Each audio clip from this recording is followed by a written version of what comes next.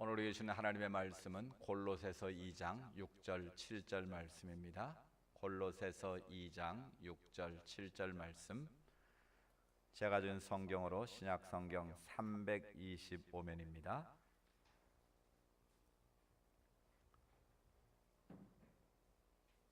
골로새서 2장 6절에서 7절 말씀입니다. 우리 주신 이 계시의 말씀을 함께 봉독할 때 주님이 내게 주시는 음성으로 들려지기를 원합니다.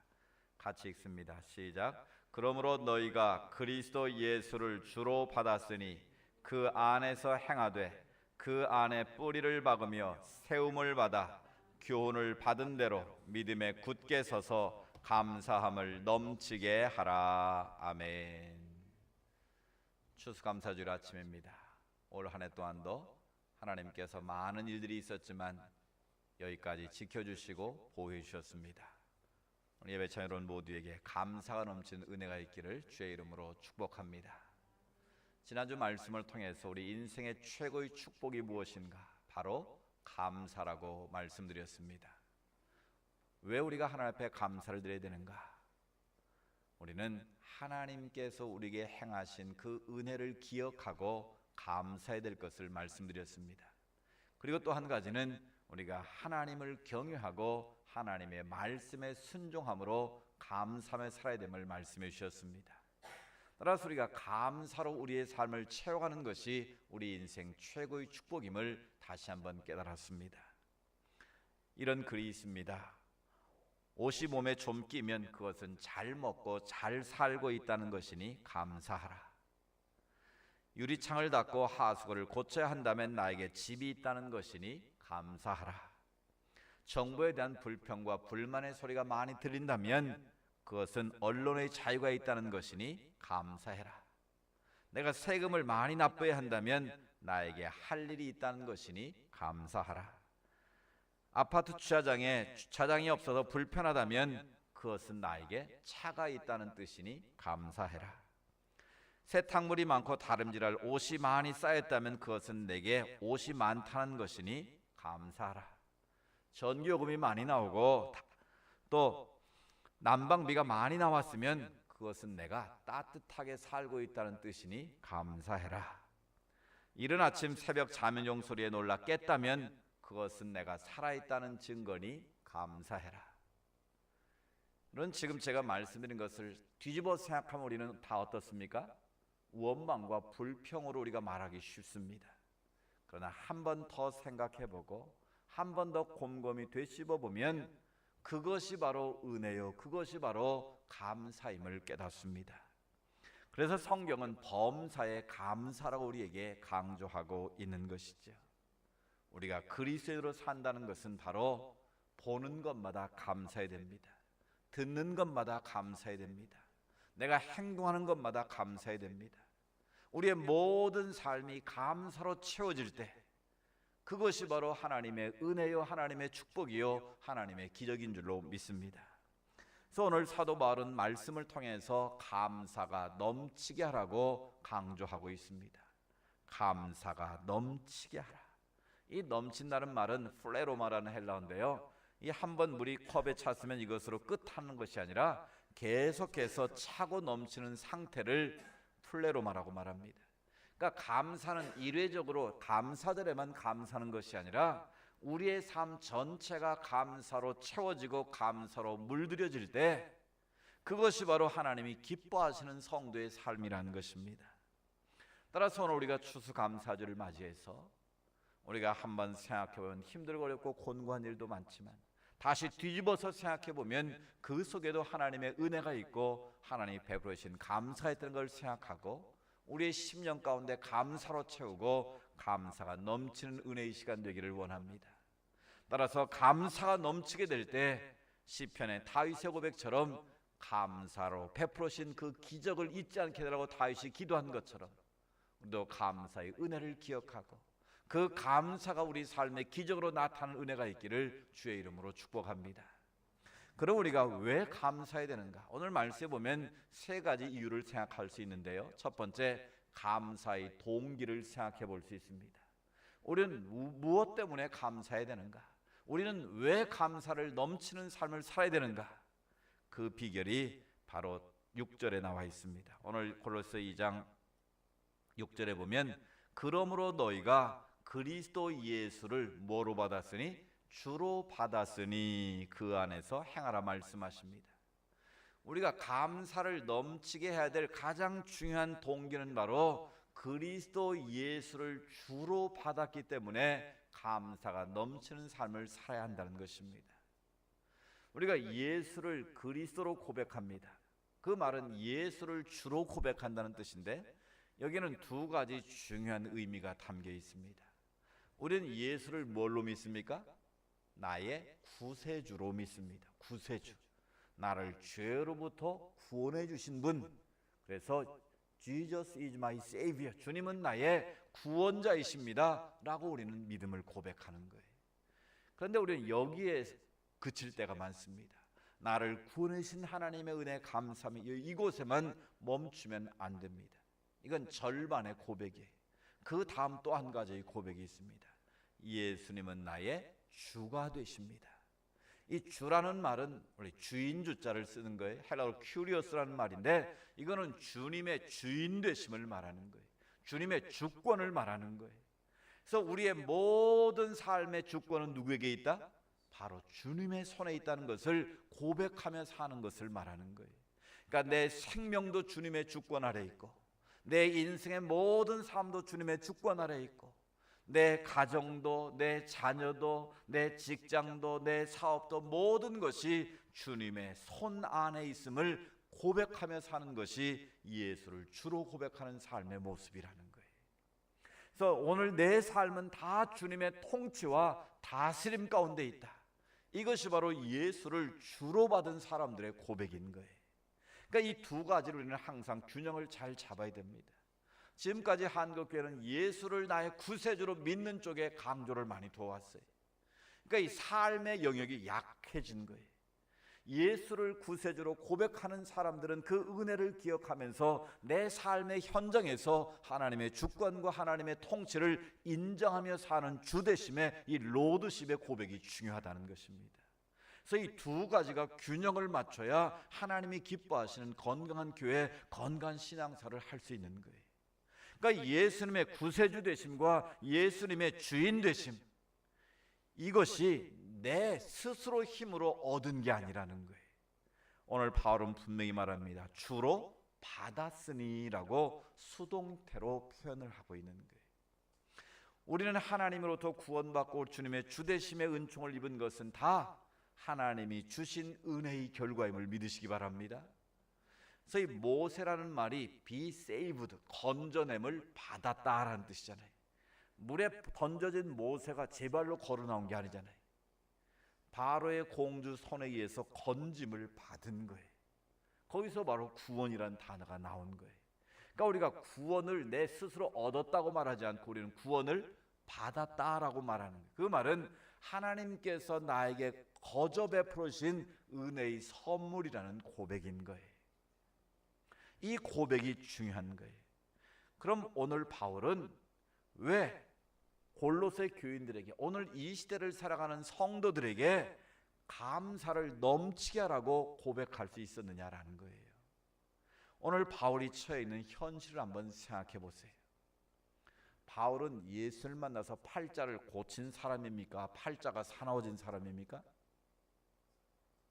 세상적인 판단으로 하면 사도 바울은 예수 만나서 쫄딱 망한 사람이에요. 왜 그래요? 세상 기준으로 보면 예수님을 만나기 이전에는 잘 나갔던 사람이에요. 그는 히브리인 중에 히브리인으로 최고의 가문에서 태어난 사람이에요. 뼈대 있는 가문에서 가말리알의 문화생으로 당시 최고의 학문을 받고 자란 사람이에요. 명문 가문에 좋은 학벌에 세상의 스펙을 다 갖춘 사람이에요. 종교적으로도 바리새인 중에 바리새인으로 여겨질 만큼 열심히 있던 사람이에요.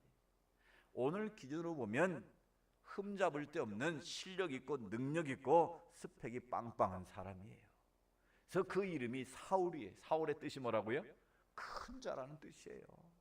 그 이름에서 나타나는 것처럼 그는 세상에서 떵떵거리며 살아갈 수 있는 모든 조건과 환경 속에서 잘 나가던 사람이에요.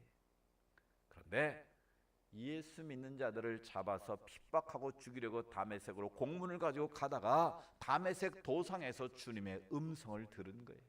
사울아 사울아 네가 어째 나를 핍박하느냐. 주님의 음성 앞에 그가 고꾸라진 거예요. 눈이 멀게 된 거예요. 그때 하늘에서 음성이 들리고 서기라 아나니아라는 선자의 기도를 받아라. 아나니아가 안수할 때 그 눈에 비늘이 벗겨졌다고 그랬어요. 그게 무슨 말일까요? 영적인 눈에 가려졌던 모든 것들이 벗겨지는, 영안이 열리는 역사가 임했다는 거예요. 성령이 사울에게 임함으로 말미암아 영적인 새로운 눈뜸이 이루어졌다라는 거예요. 지금까지 가려졌던 헛된 종교적인 열심이 예수 그리스도를 향한 믿음의 열심으로 새롭게 눈뜨는 역사가 일어났다는 거예요. 바로 사울이 바울 되는 순간인 거예요. 그런데 보십시오. 그렇게 귀한 분을 만났으면 그 인생 팔자가 더 좋아졌어야 될 것 같은데 예수를 만난 이후에 바울의 모습은 어떻습니까? 이름부터가 바울하면, 파울로스 하면 작은 자라는 뜻이. 큰 자가 거꾸로 어떻게 됐어요? 주님 안에서 작은 자가 된 거예요. 그 삶의 모습은 어땠습니까? 목숨 걸고 예수 그리스도의 복음을 증거하는데 가는 곳마다 40강매를 5번이나 맞고요, 배가 깨져서 죽을 뻔한 고비를 넘기고요, 감옥에 갇히기도 하고 인생 말년에 죄수의 신분으로 착고에 매여서 로마로 압송되어지고 지금 로마의 차디찬 감옥에서 이 편지를 골로새 교인들 향해서 쓰고 있는 거예요. 그래서 이게 골로새로 옥중서신이라고 그러지 않습니까? 에베소서, 빌립보서, 빌레몬서, 골로새서를 감옥에서 썼다 그래서 옥중서신인 거예요. 그 감옥에서 바울이 지금 골로새 교인들을 향해서 오늘 이 시대를 살고 있는 모든 그리스도를 향해서 감사함을 넘치게 하라고 말씀하고 있는 거예요. 여러분, 내 삶에 불평불만이 가득한데 어떻게 사람을 향해서 감사가 넘쳐야 된다고 설교를 할 수 있겠습니까? 바울은 아무리 생각해봐도 지금 감사할 수 있는 상황이 아니에요. 로마의 차찬 감옥에서 언제 목숨이 날아갈지도 모르는 그런 위기 상황인데 바울은 감사가 넘치고 있다라는 거예요. 바울이 어떤 마음으로 하나님을 향해서 감사를 표현하고 있는지 골로새서 3장 15절 17절을 보십시오. 이 말씀을 묵상하면서 저는 가슴이 뭉클해졌습니다. 바울은 정말 감옥에서도 생명의 위협을 받는 이 순간에도 이런 고백을 하는 위대한 신앙이었구나, 위대한 사도였구나. 우리 같이 한번 고백해 볼까요? 3장 15절부터 17절 시작. 그리스도의 평강이 너희 마음을 주장하게 하라. 너희는 평강을 위하여 한 몸으로 부르심을 받았나니 너희는 또한 감사하는 자가 되라. 그리스도의 말씀이 너희 속에 풍성히 거하여 모든 지혜로 피차 가르치며 권면하고 시와 찬송과 신령한 노래를 부르며 감사하는 마음으로 하나님을 찬양하고 또 무엇을 하든지 말에나 일에나 다 주 예수의 이름으로 하고 그를 힘입어 하나님 아버지께 감사하라. 아멘. 여러분이 지금 바울의 삶은 이런 감사의 고백이 나올 수 있겠습니까? 목숨 걸고 복음 전하는데 결국 돌아온 대가는 무엇입니까? 육체의 가시가 있다고 하나님 이거 좀 빼주세요라고 간절히 기도했더니 하나님 말씀이 뭐라 그래요? 내 은혜가 내게 족하도다. 네가 약할 그때가 강해지는 때다. 그냥 살아라 말씀하셨어요. 만약 제가 바울의 심정이었다면 삿대질하고 싸웠을 것 같아요. 아니 하나님 그것도 못 해주십니까?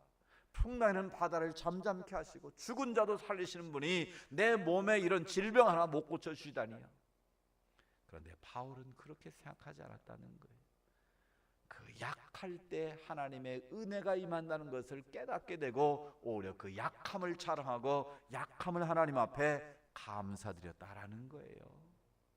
이게 바울의 위대한 신앙인 거예요. 이것이 바로 위대한 바울의 모습인 거예요. 세상의 기준으로 보면 바울은 예수님 만나서 망한 인생 같았지만 그 영혼은 그리스도 예수 안에서 무한한 자유함이 있었고 무한한 기쁨이 있었고 무한한 감사가 있었다는 거예요. 감옥이 그의 몸은 부자유하게 만들었지만 그 영혼은 오히려 감옥에서 기뻐하고 감사하고 더 많은 자유를 만끽하고 있었다라는 거예요. 그런 점에서 바울은 최고의 행복자요, 최고로 하나님의 은혜와 복을 받은 자라고 말씀드릴 수 있는 것이죠. 그렇습니다. 오늘 우리가 하나님 앞에 감사할 수밖에 없는 이유는 바로 우리는 바울에게 베풀으신 은혜보다 더 큰 은혜를 받은 자들이기 때문에 그렇습니다. 우리가 예수를 만나기 전에 어떤 사람들이었습니까? 에베소 2장 말씀대로라면 우리는 불순종의 자녀였습니다. 어둠의 자식이었습니다. 빛 가운데 걸어가지 못하고 어둠을 좋아했던 사람들이었습니다.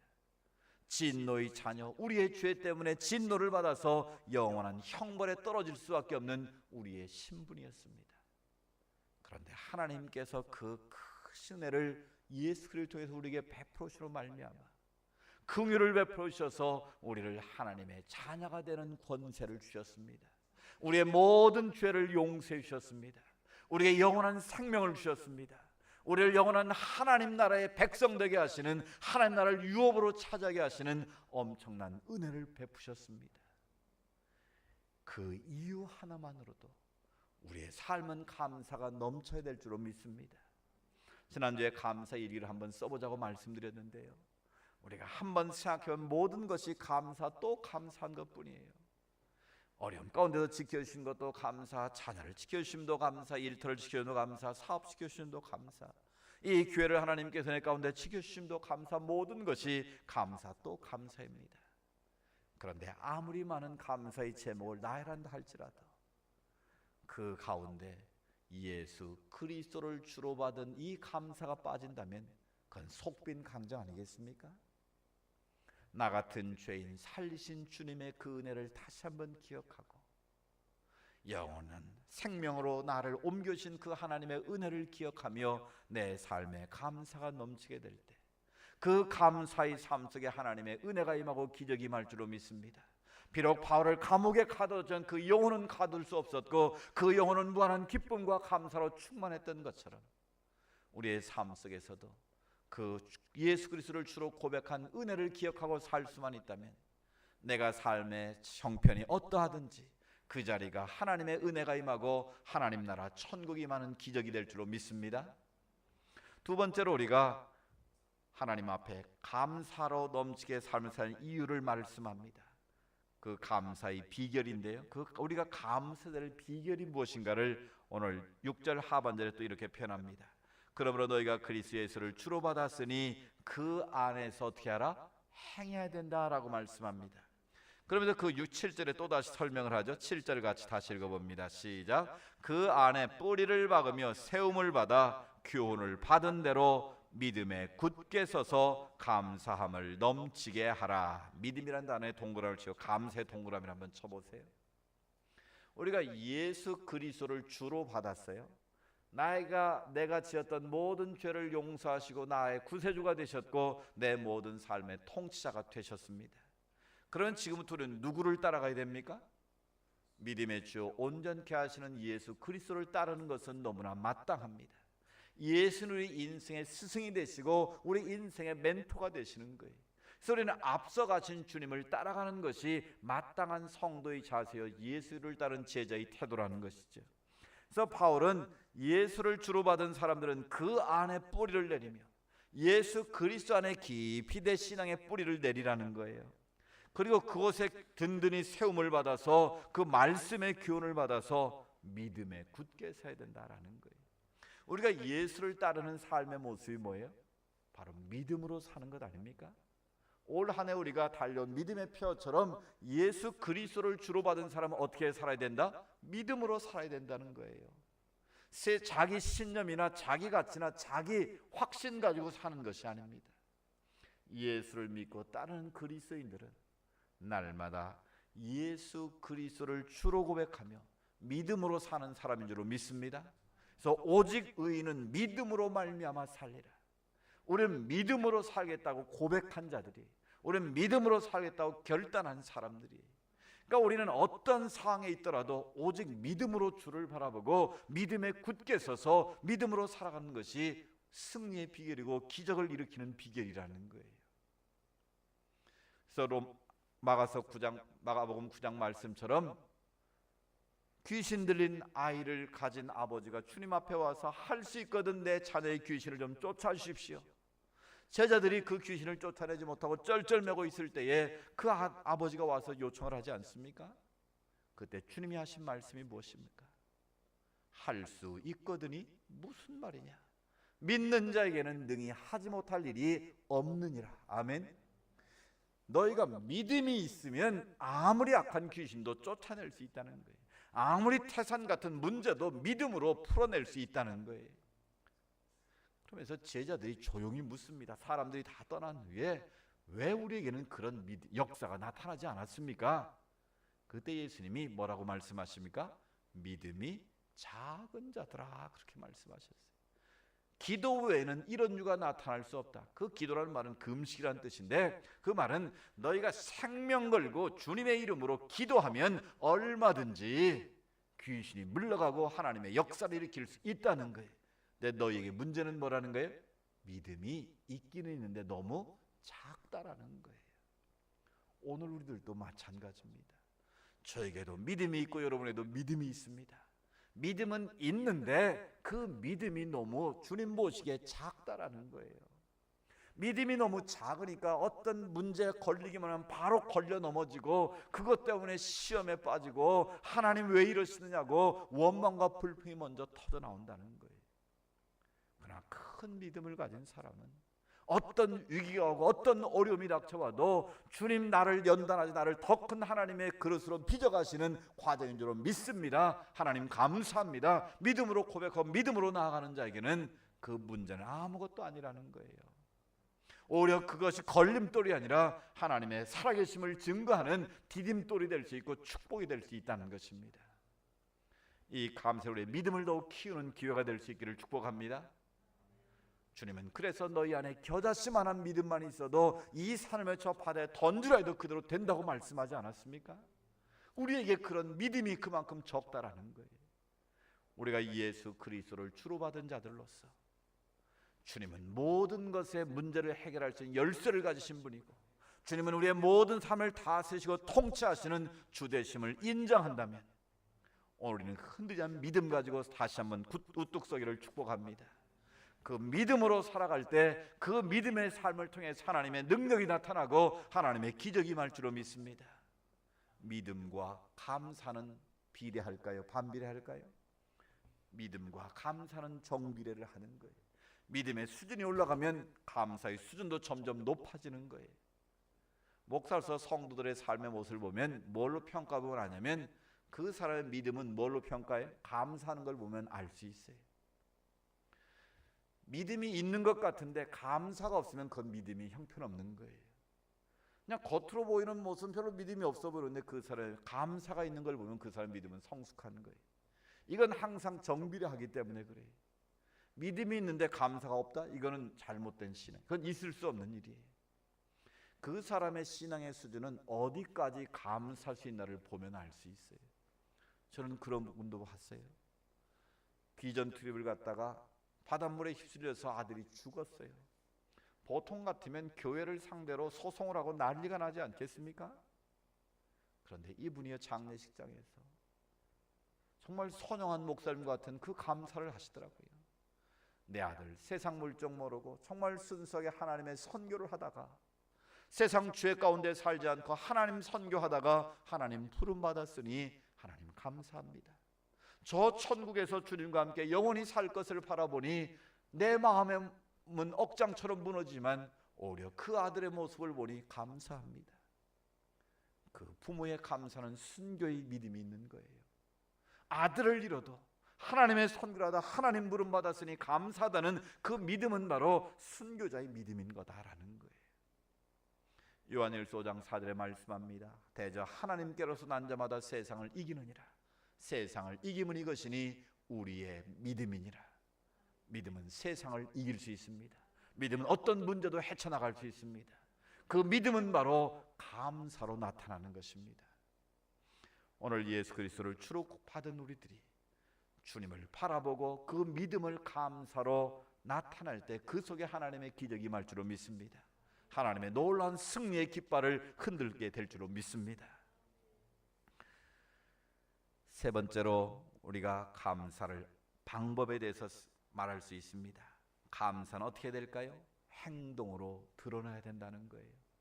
예수 그리스도를 주로 고백하고 진리의 말소리가 아무리 많이 들어도 그 믿음이 삶의 행동으로 드러나지 않으면 그것은 아무런 의미가 없다라는 거예요. 그래서 오늘 사도 바울은 감사가 어떻게 하라고요? 넘치게 하라는, 그 말은 너희의 삶 속에서 감사가 계속해서 흘러서 차고 넘치게 하라는 거예요. 이것은 일회적으로 끝내라는 것이 아니라 너희의 삶이 순간순간 어떤 상황이든지 간에 감사를 표현하라는 거예요. 감사로 행동을 드러내라는 거예요. 미국 흑인교회에서 있었던 일인데요, 저도 미국에 여러 차례 가서 흑인들이 드린 예배에 참여해 본 적이 있습니다. 그들이 드린 예배는 정말 열정적입니다. 뜨겁습니다. 이 찬양을 할 때 앉아서 하는 찬양이 없어요. 이 전 세계를 다녀보면 앉아서 찬양 드리는 예배는 한국밖에 없는 것 같아요. 보통 예배를 찬양을 할 때는 다 일어서서 찬양합니다. 뭐 나이가 드셔 다리 아프신 우리 집사님은 할 수 없지만 보통 일어설 수 있는 사람은 다 일어서 손을 들고 손뼉을 치고 춤을 추며 찬양을 합니다. 특히 흑인들은 더더욱 그래.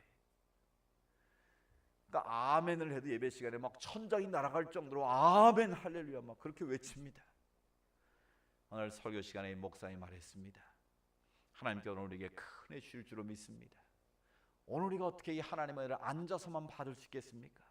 하나님께 우리에게 사명을 주셔서 앞으로 일어서서 하나님 앞에 달려가기를 원하십니다. 그러니까 막 온 성도들이 아멘 하려 뻘떡 일어나서 막 달려가면 신용을 하면서 발을 구르기 시작했어요. 그러자 목사님이 말씀합니다. 오늘 이 세상은 넓고 우리의 할 일이 너무나 많습니다.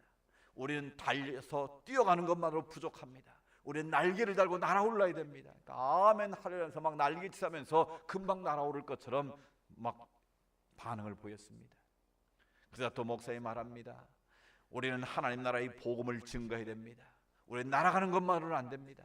지금 우리가 하나님의 선교에 전 세계 우리를 기다리는 영혼들이 얼마나 많은지 모릅니다. 그들을 향해서 우리가 나아가려면, 복음 들고 나아가려면 우리에게 재정이 필요합니다. 자, 지금부터 작정서를 나눠줄 테니까 작정서를 받으시고 여러분이 얼만큼 헌금을 넣을지 작정을 하십시오. 하나님은 그것을 귀여기실 겁니다. 아멘 하려던 사람들이 갑자기 찬물을 끼얹는 듯 조용해졌어요. 아무 반응이 없었어요. 그러자 한 용기 있는 사람이 벌떡 일어나서 하는 말이, 목사님 다시 예전처럼 앉아서 하면 안 될까요? 웃지 않으시는 거 보니까 무슨 말인지 못 알아듣으신 것 같아요. 여러분, 우리가 일어나서 달려갑시다. 날개를 달고 하나님의 영광을 위해서 우리가 헌신합시다. 선교합시다 말할 때는 아멘 할렐루야 했지만 막상 주머니를 털어서 우리가 하나님 앞에 제물을 드려 헌신합시다 말할 때는 아무런 반응이 없다라는 거예요. 어쩌면 이것이 오늘 우리 자신들의 모습일 수 있다는 거예요. 우리가 믿음으로 산다고 하고 믿음으로 주님께 영광 돌리기를 원한다고 하지만 정말 내가 희생해야 될 때, 내 주머니를 털어서 하나님의 선교를 감당해야 될 때, 하나님의 교회를 세워야 할 때는 나도 모르게 움츠러들고 나도 모르게 침묵할 때도 있다라는 거예요. 감사는, 믿음은 표현되어질 때 믿음인 거예요. 그래서 그런 말이 있습니다. 총은 울릴 때 총이고 사랑은 고백되어질 때 진정한 사랑이 되고 믿음은 행동으로 나타날 때 진정한 믿음이라는 거예요. 오늘 우리의 감사도 마찬가지입니다.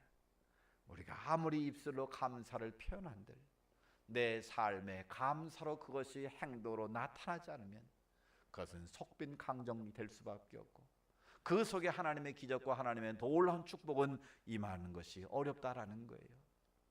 저는 얼마 전 페이스북을 통해서 한 놀라운 주인공을 만났습니다. 이 배달 애플리케이션 1위인 배달의 민족이라는 앱이 있습니다. 여러분 이거 깔고 한번 짜장면 시켜보셨습니까? 이 전국 어디서나 이 앱을 깔면 가장 가까운 곳에서 맛있는 음식이 집에까지 즉각 배달이 됩니다. 이 김봉진 대표인데요, 나이가 40살 정도밖에 안 됐습니다. 이분이 그 페이스북에 뭐라고 말했냐면, 내가 젊은 나이에 성공을 해서 세상적인 입장 눈으로 보면 성공을 해서 내가 돈을 많이 벌었는데 100억을 사회에 환원하겠습니다라고 페이스북에 올렸어요. 그래서 이것은 내가 자랑질하려고 올리는 것이 아니라 공인으로서 내가 반드시 약속을 이행하겠다는 표시로 이렇게 올리는 겁니다 라고 표현을 했습니다. 그러면서 정약용 선생님의 글을 인용을 했어요. 재물을 숨겨두는 방법으로 남에게 베풀어 주는 것만 한 것이 없다. 그 말은 재물을 가장 잘 이렇게 쌓아두는 것이 은행도 아니고 집 금고에 넣어두는 게 아니고 남에게 베풀어 주는 것이 자기 재물을 가장 잘 쌓아두는 거라는 거예요. 이게 바로 하나님의 말씀 아닙니까? 재물을 땅에 쌓아두면 도둑이 와서 훔쳐가지만 하나님 나라의 재물을 쌓아두면 누구도 훔쳐갈 수 없고 36배 100배 열매를 거둔다는 것 아니겠습니까? 바로 정약용 선생이 그 말씀을 이렇게 이해를 한 거예요. 그 말을 이용하면서 뭐라고 그랬냐면 이 김봉진 대표가 나는 이제 세상적으로 성공을 했는데 다시 한번 나는 더 멀리 더 바른 방향으로 가는 것을 생각했습니다. 그 결론으로 내린 것이 내 재산 100억을 사회에 환원하는 겁니다. 그래서 이분이 어떤 인생을 살았는가를 제가 좀 찾아봤어요. 정말 찢어지게 가난한 집에 태어나서 정규 대학을 가지를 못했어요.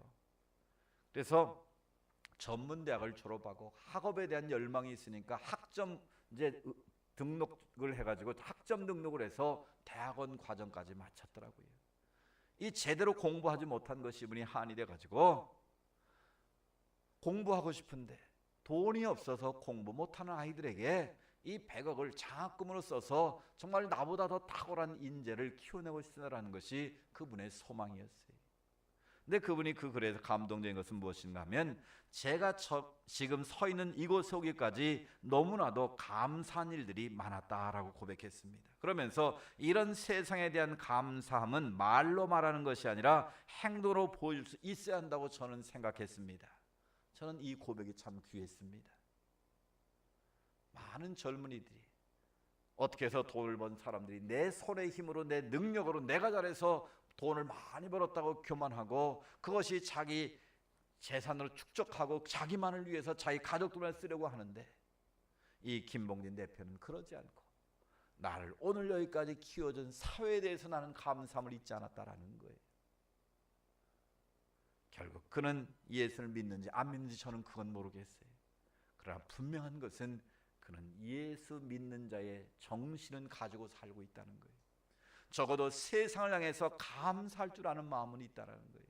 적어도 절대자이신 신에 대해서 하나님에 대해서 내가 오늘 여기까지 이르게 된 것은 누군가의 손에 힘이 있었다는 것을 그는 고백하고 있다는 거예요. 그 감사를 표현할 수 있는 사람이었다는 거예요. 저는 그 글을 보면서 이 김봉진 대표의 말로 이 시대에 참 행복한 사람이구나, 어쩌면 이 시대를 가장 행복하게 사는 사람이구나라는 것을 저는 다시 한번 깨닫게 됐습니다. 이 사람의 말로 이 시대의 하나님 앞에 감사를 삶으로 표현하는 기적을 일으키는 주인공이라는 그런 생각도 가져봤습니다. 사랑하는 여러분, 내가 아무리 많은 것을 쌓아둔다고 그것이 내 삶의 기쁨이 되겠습니까? 그것이 모든 사람들이 인정하는 거부가 되었다고 해서 그것이 내 인생의 진정한 행복을 안겨줄 수 있겠습니까? 가지면 더 가지고 싶은 것이 인간의 욕망이고 인간의 욕심입니다. 그런데 오늘 나를 키워준 사회에 감사함으로 나는 이것을 작은 것이면 환원합니다. 그 감사의 고백을 하고 그것을 삶으로 표현할 줄 아는 이 사람의 말로 정말 하나님이 기뻐하시는 사람, 또 그런 모습을 통해서 이 시대에 이 땅 가운데 하나님의 기적이 앞으로 나타나지 않겠습니까? 추수감사주일입니다. 오늘 다시 우리는 예수 그리스도를 주로 받은 자들로서 하나님 앞에 감사를 표현할 수 있는 은혜가 있기를 원합니다. 우리의 입술의 감사뿐만 아니라 우리의 삶으로 100억이 아니라 1000원이 됐든 10,000원이 됐든 50,000원이 됐든 10만이 됐든 내 형편대로 나의 도움이 필요한 이웃들을 위해서 내 손을 펴게 될 때 그것은 바로 하나님 앞에 재물을 쌓는 것이요, 그것은 바로 이 시대에 자기 재물을 가장 지혜롭게 정립하는 그런 하나님의 사람인 줄로 믿습니다. 감사는 기적을 일으킵니다. 감사할 수 있기 때문에 감사하는 것은 당연한 것입니다. 감사할 수 없는 상황에서 하나님 앞에 감사를 표현할 때, 감사로 고백할 때 그 감사는 기적을 일으키는 것입니다. 오늘 칼럼의 강남 세브란스 유방암 전문의인 이대희 박사의 얘기를 써놨습니다. 갑자기 대장암 말기로 생사의 갈림길에서 인간의 의지로 고치던 상황, 골수까지 그게 전이가 돼서 사형 선고까지 받은 사람이었지만 그분은 좌절하지 않았습니다. 그 아픔의 터널을 지나면서 예수 그리스도를 주로 고백하게 되었고, 예수를 만난 이후부터 그 삶은 사울이 바울된 것처럼 완전히 변화됐습니다. 세상의 명예, 세상의 재물 다 내려놓고 오직 예수를 그리스도로 고백하며 하나님 앞에 예배를 드리고 말씀을 공부하고 또 말씀을 배우고자 하는 사람과 말씀을 나누는 그런 삶을 살았습니다. 그랬더니 CT를 촬영한 결과 그 몸에 암세포가 다 사라졌다는 것입니다. 할렐루야. 인간의 힘으로는 기적 같은 일이, 할 수 없는 일이 벌어진 것입니다. 하나님 앞에 감사로 영광 돌렸더니 그 몸 안에 말기암의 모든 암세포가 사라지고 하나님께 치유하시는 기적이 임한 거예요. 그래서 지금도 암에 걸린 세브란스 병원을 찾아오는 모든 사람들에게 하나님의 말씀을 전하고 하나님 앞에 같이 예배를 드리고, 당시에도 하나님의 위로가 있고 하나님의 소망이 있다, 감사함으로 하나님께 나가면 하나님이 당신을 치유하실 것이다, 생명의 복음을 증거하는 전도자로 살고 있다는 것입니다. 이런 감사절, 이 감사가 우리 안에도 넘치기를 원합니다. 감사할 것이 많아서 감사하는 것뿐만 아니라 감사할 수 없는 상황에서 사도 바울처럼 예수 그리스도를 주로 받은 그 은혜와 기쁨을 믿음으로 감사로 드러나게 될 때, 마지막 남은 이 한 해도 또 새해 2018년도 하나님이 더 풍성하게 채우시는 감사가 넘치게 될 줄로 믿습니다. 감사함을 넘치게 하라, 이 말씀의 은혜가 우리 삶 가운데 차고 넘치기를 주의 이름으로 축복합니다. 오늘 말씀을 생각하면서 날 구원하신 주 감사, 지난 추억이네 감사, 주 내 곁에 계시네, 향기로운 봄철의 감사, 외로운 가을날 감사, 사라진 눈물도 감사, 나의 영혼 평안해. 오늘 주님 말씀 생각하면서 찬양하며 나가기를 원합니다.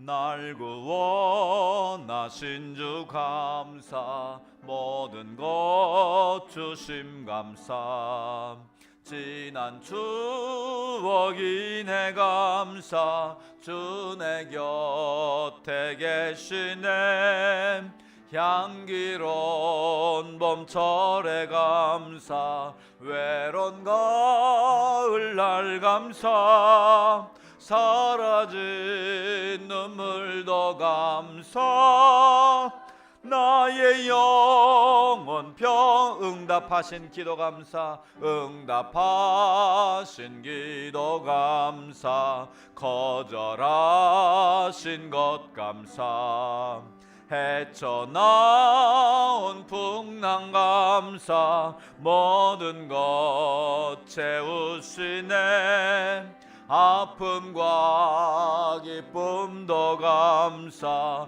절망 중 위로 감사, 증량 못할 은혜 감사, 그 신사랑 감사해, 길가에 장미꽃 감사, 장미 가시도 감사, 따스한 가정 희망 주신 것 감사, 기쁨과 슬픔도 감사, 하늘 평안을 감사, 내일의 희망을 감사, 영원토록 감사해.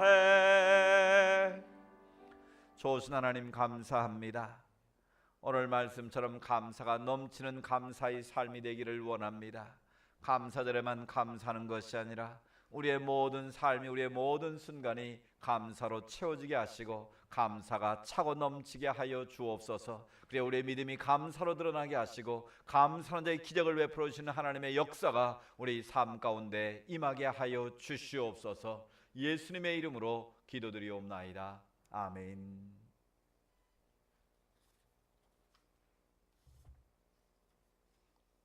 우리 찬송가 591장 부르면서 감사함을 드리겠습니다.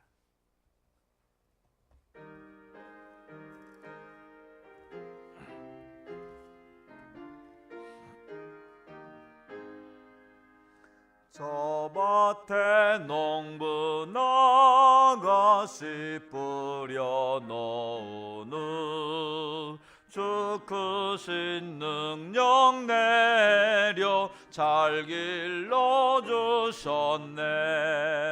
또 사시사철 따라 햇빛과 단비를 저 밭에 내려주니 그 사랑 한없네. 온갖 귀한 선물 주님이 주신 것 그 풍성하신 은혜를 다 감사드리세. 3절입니다.